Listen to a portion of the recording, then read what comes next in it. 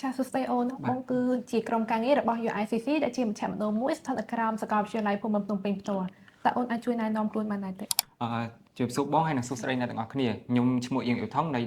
ដែលសិក្សានៅក្នុង Department វិស្វកម្មជីវសាស្ត្រនៃមហាវិទ្យាល័យវិស្វកម្មនៅក្នុងសាកលវិទ្យាល័យភូមិន្ទភ្នំពេញចា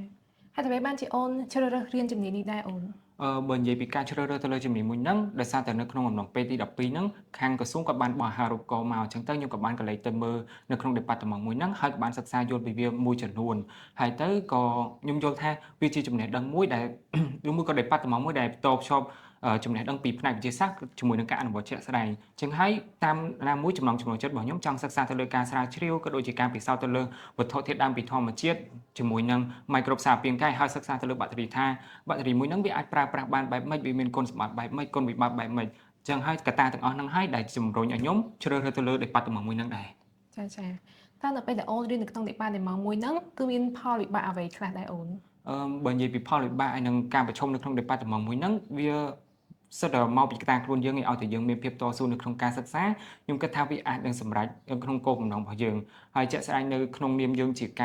អ្នកមួយជាមនុស្សម្នាក់ដែលធ្វើការនៅក្នុង lab អញ្ចឹងយើងត្រូវការភាពសុក្រិតភាពហ្មត់ចត់ភាពតស៊ូនៅក្នុងហ្នឹងដែរហើយមួយវិញទៀតហ្នឹងវាមានបញ្ហាប្រឈមដូចជាការ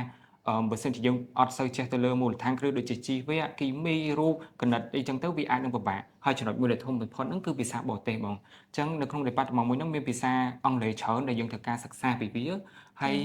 ទាំងអស់ហ្នឹងវាជាបញ្ហាប៉ុន្តែស្របជាមួយនឹងដែរក៏យើងមានបញ្ហាហ្នឹងក៏យើងមានដំណោះស្រាយដែរដូចជាការសេតទៅលើផែនការនៅក្នុងការពិសោធន៍របស់យើងក៏ដូចជាការសិក្សា